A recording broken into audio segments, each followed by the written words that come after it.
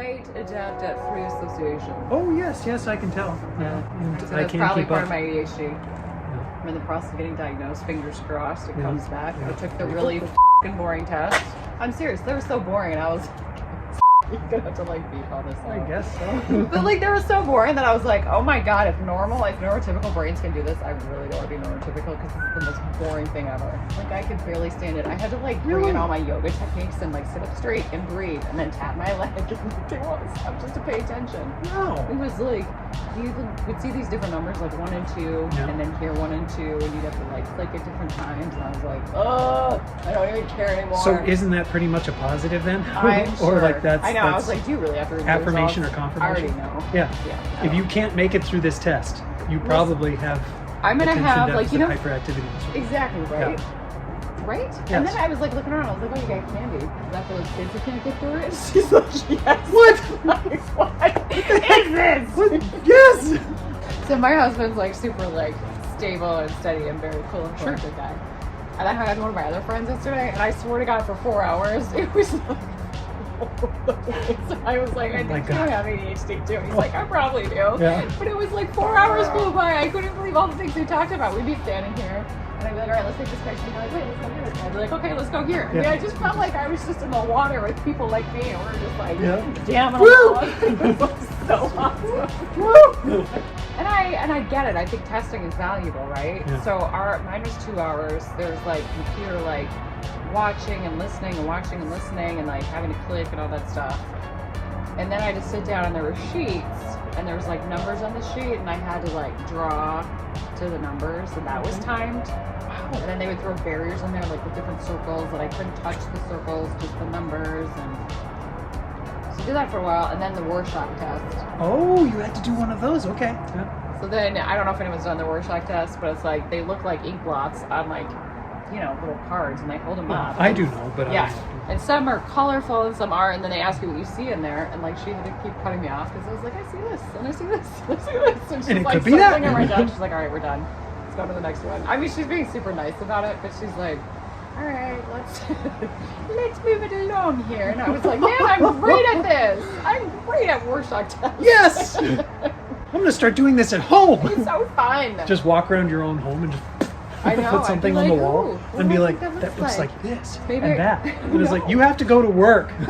Heather, you have to so boring. You have to earn a living. And it's like, I will. It's just once we figure this out. Yes, and this is gonna be my performance art. I should have been like, I went to art school. Like, this is what we did all day. Is we looked at art and we're like, what do we see? Yeah. This and that. It and could this, be. It could and be. that. You know. I think all of them are undiagnosed. That's what I think in art school.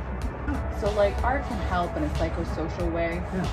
But it doesn't always help with some of like, let's say if there's like some chemical stuff they need to, it's like right up your line. Seriously. You could just go and do guess- your thing and and just I'll just what? be Just like, dancey dance. John's blowing his nose, folks. John's blowing his nose. I wasn't really blowing this nose at all. I know. That's Oh my goodness. Art is a safe place to start, you know, examining or talking about stuff that's scary for people without it having to be like you talking about it. Like you can put something in art and talk about the art, and that is like establishes a sense of safety for people. So for example, at Stanford, they had some people come in and just do a staged reading of a play about vets, like vets returning from war. Okay. And then they did it in front of an audience of vets.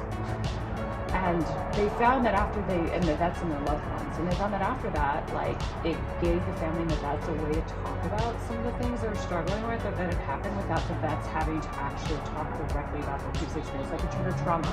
So it gave them this vehicle that had enough space and containment around it that it was safer. Yes. Yeah, I mean, that's my explanation of it, guys. I'm not a therapist at any means, but that was my understanding of it. But yeah, imagine there's it's some... a really beautiful thing. Yes, you know, there's safety in there, there's security, because you're not talking about, what actually happened to you. Yeah. You know, I mean, not immediately or not specifically. Like, I was teaching art to people with traumatic brain injuries here in town. Yes. And there was a woman who had been in a serious car accident, and part of the TBI actually gave her severe ADHD. Whoa! Yeah. And so for her, when she started doing art classes, she was like, I'm sorry, I'm so messy. And I'm like, it's fine. You can be as messy as you need to be here. Like, you don't want to be clean. Whatever. No, you just do what you got to do. Yeah. And she was so in love with the art and got her own kit, started doing it at home, and then came back to class one day and was like, you know what, I really think this art stuff is changing my brain. She's like, I actually sat down and read a book for 5 minutes last night. I haven't done that in 10 years. I know. Wow, that's phenomenal. So there's a lot of ways that it works the brain, and it also engages more of the right side of the brain. So it's like feelings and connection to source and all these different things. Sure, you know? yes, creativity, imagination, envisioning, possibility, potential. Okay, you open the door. Bring it. To the subject. Yes. Why aren't we there yet? The question, why aren't we there yet? When you had said we're almost there. We're almost there. There's still a lot of that. It really depends on where you live, and I think what your access to resources and money is. Yes. I think the more resources and money you have, the more you're going to be able to successfully navigate to the places that can help you. Where I am afraid that a lot of people that are under-resourced and don't have money will get stuck in places that the quality of care isn't as good. It's questionable.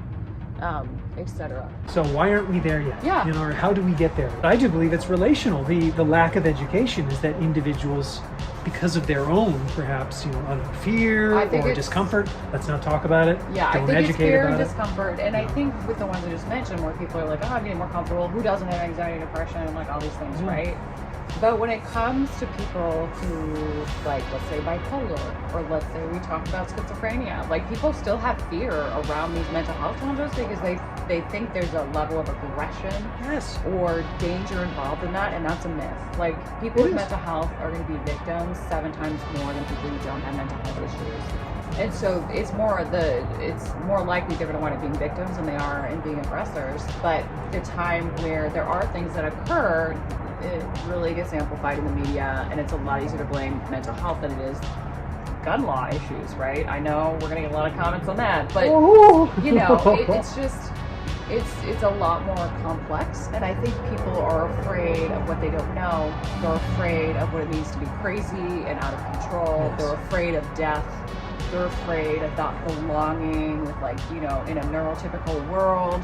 And so people who can pass. I'm sorry I'm borrowing this language from anti-racism work, but people who have mental health issues but can pass in a neurotypical society either with a bunch of support or they have just a lot of coping skills. Sometimes it works, sometimes it drains a lot of energy, but they still can cope and have enough resources in order to overcome those challenges.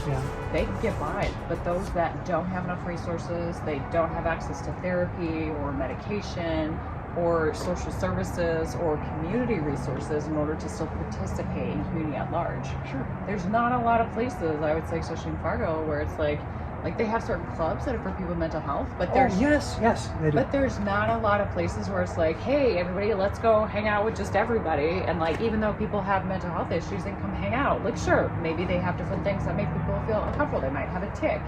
They might say certain things that you're like, oh, well, that's not necessarily what I'm seeing, but okay, let's just talk you through it. I thought that was a good note. It's a good note to end on. That's well said. Thank you.